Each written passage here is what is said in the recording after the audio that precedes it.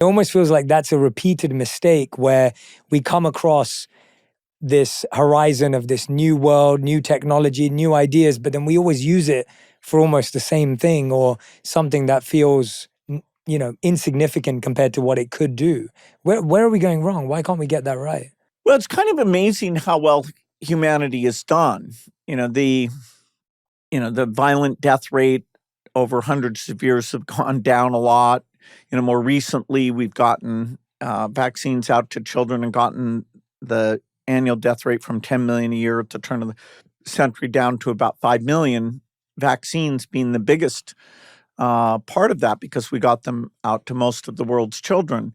So humanity, for a being that grew up in these small hunter-gatherer groups, now, we have big cities, complex technology. Our ability to get along, in some ways has been good. Nuclear weapons that when I was young, my greatest fear was, okay, there was going to be a nuclear war.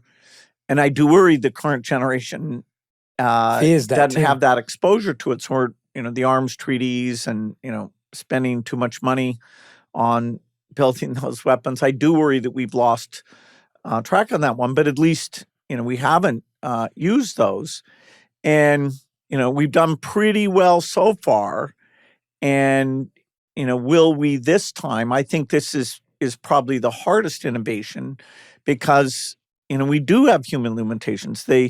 Even when I see an outrageous article against somebody I don't like politically, I'm very tempted to click on it and have it tell me, yeah, he's even stupider than you thought, or this is a mistake. We're all subject to that, and we do like to form into groups, but all of humanity ideally is a group where philanthropically and government generosity we can think of ourselves as being part of that as opposed to a much our clan or race or nation.